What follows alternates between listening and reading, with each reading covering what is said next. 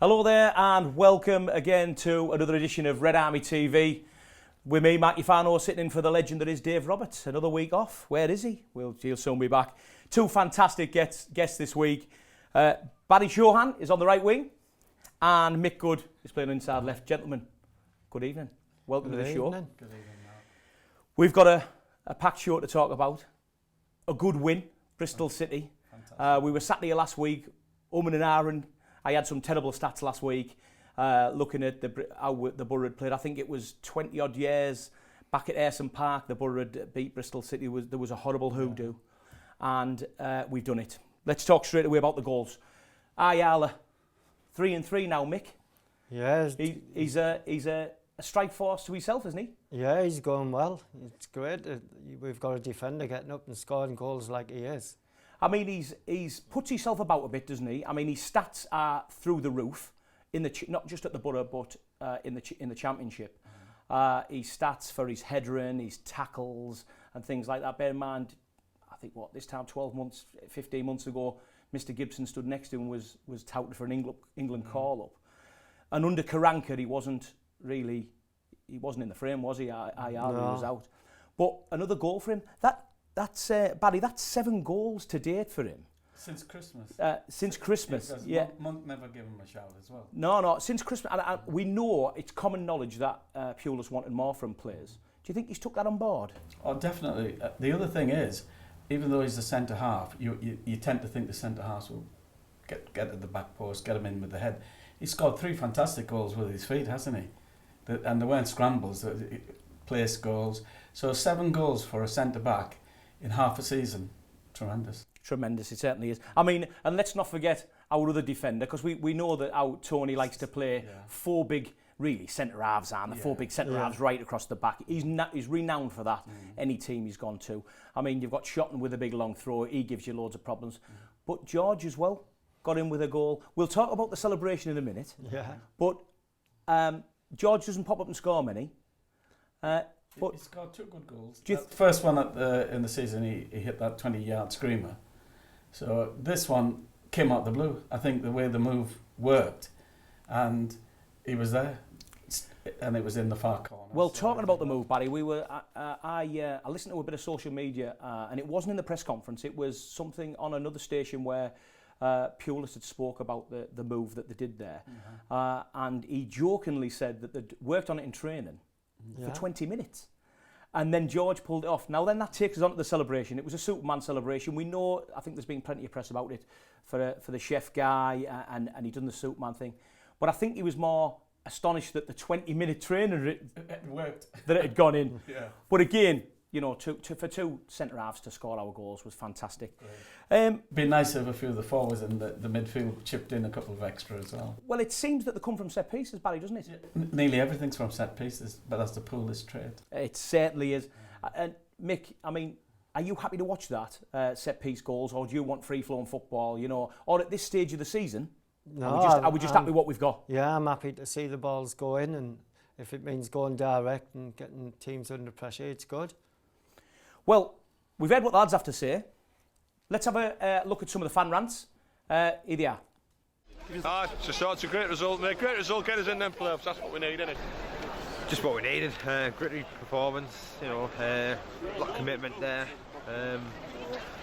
Wasn't the best performance, but you know, at the end of the day we got the result. I think that's what we need. Roll on the next one, win the next one, keep winning, and we'll be there. It was a flat game. I didn't think it was a great game, but at least we won. That's the main thing. I hope Bamford's all right. I've never really heard what happened to him. But touch wood, he's okay. Really good, because it was a lot of drama and a lot of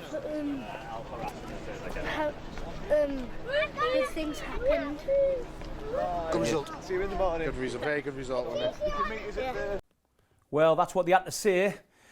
Straight back to the guys in the studio then. I mean, we've got to talk about the injury to Patrick Bamford, fellas, haven't we? I mean, from where I sit in the stadium, I won't lie to you, it didn't look much in it, but when I seen that on TV, it was quite alarming. I mean, I don't know where you sit, Barry, in the stadium. I sit in the top middle of the West Stand towards the north end. And it I mean, the Bristol City guy looked after him, and obviously there was a long It was delay. straight away. To me, it seemed the way he fell. They went up for the ball. It wasn't anything deliberate. It was just the way they went up. But when he fell, he seemed to like a dive, and I thought he'd done his neck. So we couldn't tell. But as the time went on, you started worrying what's going on, whether resuscitating him, you know, whether he blacked out. Do you think the delay, Mick? Obviously, I think there was about 11 or 12 minutes delay in play. Do you think the delay played into Borough hands a little bit? Because, you know, although, and again, football's all about opinion, I didn't think even at 1-0 down that really we were under massive lots of threat. But do you think it played into the Borough's hands, that little break? Yeah, I think it did, yeah. And with Brick coming on, I think Middlesbrough looked comfortable. And we played them off the park, really. They were never. I never thought the game was in doubt. Well, I mean, it was undoubtedly that obviously Patrick had to go off. And obviously, it gives Britt a chance. Britt came on. I don't think he did anything wrong, to be fair, put himself about a bit. Do you think that's going to give him a chance, Barry? I think when he did come on, he was just a bit off the pace. And that's natural if you're just coming on as a sub, and it was under circumstances. I think overall we had about 24 shots on goal. He did really well because he must have had about 5-6 attempts. And he'll get back into the groove of it. And I think it will do his confidence good that he had such a longer run. You know, unfortunately, I think he does look like a player devoid of confidence, and obviously only minutes on the pitch helps players that. A goal will do it for him. Yeah, a goal. Yeah, we're just praying for that goal, aren't we? First goal at Yeah, that'd be nice. Let's have a look what Tony Pulis had to say at the press conference. We've spoken about it the last couple of days about, you know, the embracing these situations and not getting uptight, not worrying about them, and that's what the players have got to do. They've got to embrace every challenge. You know, they're very, very fortunate lads in lots of respects, and you know, these are great. You know, they're great games to play in for me. Great games to manage, great games to play in, and that's what the lads. That's the attitude they've got to have. Give it everything. Just, you know, roll your sleeves up, puff your chest out, give it everything, and play when you get the ball, and work your socks off when you haven't got the ball, and that's pretty basic. But they did it today. Well, that's what the gaffer had to say. Well, fellas, short and sweet as normal with Tony's press conferences. But we were talking about Britt there, Barry. Do you think the team looked, when he came on, better man, we did have that long delay, we've just spoke about it. Do you think the team settled a bit when we have, theoretically an out-and-out striker? I agree with Mick. Even when we went 1-0 down, I thought we were in control of the game. They played tippy-tappy football. They weren't penetrative. But when Britt come on, he was hassling more than Bamford did, but he just needed that right ball. I believe he likes a through ball and to run onto rather than Bamford can do many things. So once he gets the right service, but we seemed to tighten up behind him and we let him run at their defence. And yeah, we looked all right. I always thought we were comfortable and that we would win. There was an interesting. I'll try and get my words out. Interesting fact what happened on Saturday. We don't know whether it was the opposing manager. That hasn't been put out to press. But we don't know that the referee stopped the Borough using the towels, which Ryan Chohan likes to use, and George on the other side for the throw-ins, for the long throw-ins. What do you think about that, Mick? Do you think that was a sort of a little bit from the opposing manager getting his bit in? Or I think it was a bit of sour grapes, really. Apparently you're allowed to do it. I mean, I've never ever seen it before, any Middlesbrough team use towels manned. But there's nothing they can do about it, and you're allowed to do it. So well, we know that obviously the ground staff water that pitch. I mean, it's absolutely soaking, isn't it, when the guys are playing? You can just see that. You can just see that they like to move the ball nice and quick, so the ball is obviously always wet. But Barry, I mean, I'm presuming that the away team can do that as well if they want to give towels to the. I think what I've seen since then is that as long as both teams have a towel available, whether they use it or not is another thing. But as long as both teams have the same availability, it's not breaking any rules. You know, we were talking earlier about Watson at Newcastle, the way he used to do the somersault and a throw. We've seen different variations. So obviously, as long as it's a legal throw, whether it is affected by having a drier ball with a better grip, but if it's available for both teams, there's no complaint. It's certainly effective for us because, you know, that throws like a cross to Yeah, me. And, we direct, aren't we? We just go very direct, and at the moment it's working. It's getting us goals, isn't it? Whether it's corners or... Certainly do. Isn't it? It certainly Stoke, is. Well, West Brom. hold that thought, fellas, because we're going to come back after the break and we are going to speak about, obviously, the playoffs. We've got one foot in. Can we stay there? So, come back in the second half. Join me for the second half. You're more than welcome.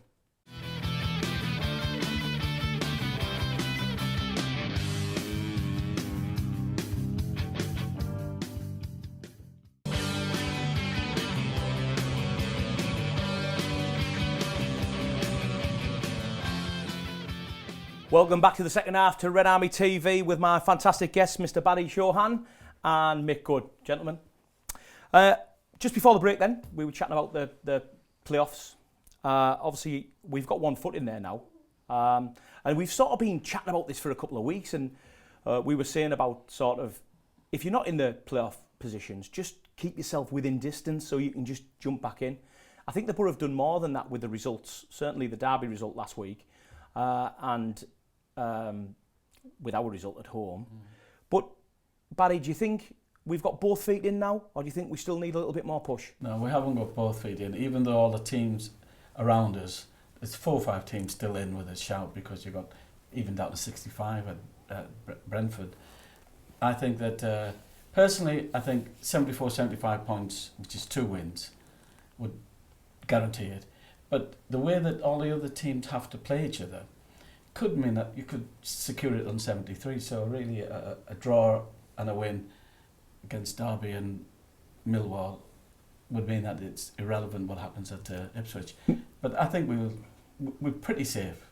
Mick, do you think you'll be hesitant, Tony Pulis, with obviously the away game at Derby? And we're going to come on and chat about the next game in a bit more detail. But I think it's going to go to the wire. I think it's going to go to the last game. I mean, I don't think a draw is a bad result against Derby. Obviously, we want to win, but it's not the end of the world if we could pick as long as we pick points up.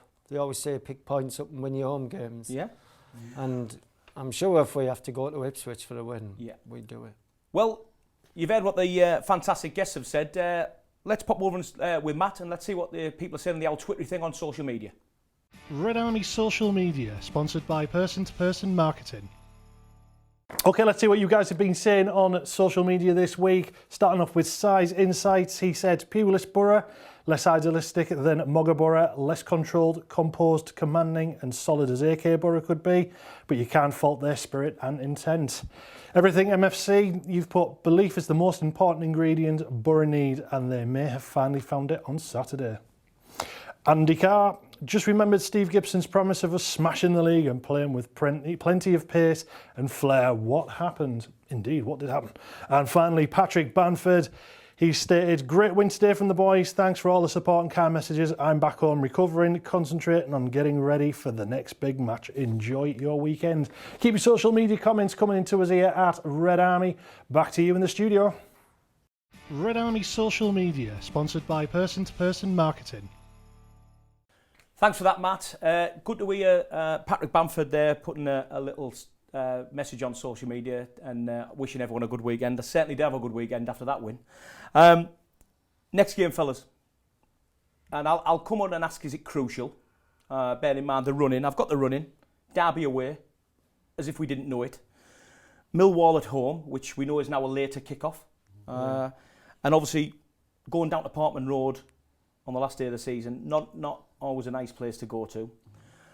So that's how we're running. Next game, Derby. Up and down, aren't they? I mean, a couple of weeks ago, we were exactly the same as Derby. I mean, we were going down to Burton and not putting a show on. And Burton beat them. Yeah, and then they went down to Burton, and to be fair, I mean, I watched the highlights of that game, fellas, and I thought Burton played them off the park. Yeah. You know, and to be honest, they were a better team against us. But, I mean, is it crucial, Barry? Do we need to go there and win, or I think we do we go there and not get beat? Not get beat. Not get beat. Derby is not get beat because they have a game in hand. So they still can do it, even though they've got Aston Villa and Millwall to play. They've got hard games. The one I'd be more fearful of who could win their games is Sheffield United, their 3 games, or somebody like Preston win the 3 games. So you need 74 points, in my opinion. To do that, we need 2 wins or a draw, 2 draws and a win. So whichever way it goes, we all want it possibly sewn up by the Millwall game, rather than go to Ipswich looking for anything. And I think 4 points, a draw at Derby, a win at against Millwall, I think that would be sufficient. 73, 74 points, because of the teams. Hopefully will cancel each other out by playing each other. I mean, they are an up and down team, Derby, aren't they, Mick? Yeah. I mean, on the day they can turn up. To be honest, they played us off the park down here this season, didn't they? Let's hope they are on an off day. I mean, I think was it 3-0? Yeah. Did they beat us 3-0? It was one of them bad games, wasn't it, where everything went wrong and we just didn't get the balances right. But we've been to Derby quite a few times and we've won. We've got a good record there. I mean, their ground's a replica of ours. It's a bit. Let's hope it feels like an home ground. Yeah, it feels like a home ground. Well, I mean, I look at that running, fellas, and I think to myself, I'm pretty fearful of the Ipswich away game. We don't have many, good results there. It's more draws than out else, I think. Without having the stats, but I think it's more draws than anything else. But I'd like it, like probably you and every other Borough fan. 2 wins will do it, wouldn't it? We'd like it to be stitched up.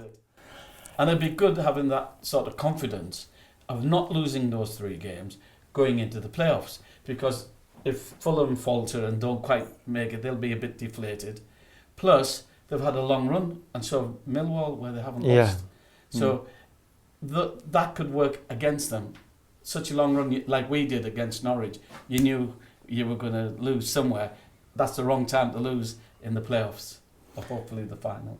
I mean, it is high stakes for both teams, really, isn't it? I mean, it's massive. I mean, with Derby, I think it's do or die for them. Yeah, they'll be looking at it thinking they've got to win. I think they're going to throw everything that kitchen sink at us. We can hit them on the break. Yeah, and I think, obviously, I'm sure David Nugent will want to score against us and all. Hopefully not. Hopefully not. I mean, like I say, the Ipswich game, the Millwall game, Millwall are the informed team. Yeah. And like I say, Derby, like us, of a couple of weeks ago, we were hot and cold, weren't we? Yeah. But hopefully, it is high stakes for both teams. But Derby have imploded quite a few. The last 3 seasons, they just don't do it at the business end of the season. And when you think they were in second place, maybe 10 games ago, they were just about there. And since then, they've just, like us, been on a slide, and it's only all the other teams have been drawing and losing games that like us, they've kept in that position. It's whether they've got the mentality and what mentality we have if we're going to go there to win. Will, Mick, do you think that Tony Pulis will need to sort of rev the lads up for the away game at Derby? No, I'm sure we're going into a game like that in the position they're in. They shouldn't need any revving up. They know what's at stake. I'm almost certain that they'll turn up and they'll be up for it. Yeah, I mean, it's a game, isn't it, where like I say, we've mentioned it. It's a do or die for me for Derby. It's a cup final. Everyone says, it's a cup final, but really the next 2 games are cup finals. Yeah, I mean, it is all cliche, but for the Borough, I'm with you, Mick. Yeah. I think if we can get 2 wins out of the last 3. Wins. Yeah. So it's not totally do or die then. No. Even if we've got a draw or lost at Derby, you've got to win them last 2, and you'll still be on 75 points, which could do it by 2 points. So Derby, the pressure is more on them because they're going into Aston Villa, Millwall and whatever, and they know their past 3 seasons they've just... Interesting comment on the Facebook page there from Ian Harris. Ian, good evening. He thinks Borough Villa playoff final. What do you think, fellas? Yeah, could be. I think it'll be Borough Fulham if we get there. Well, I mean, Fulham have played out the skin, haven't they? I mean, they've been brilliant. They've been really good football. I think that would be a great game as well.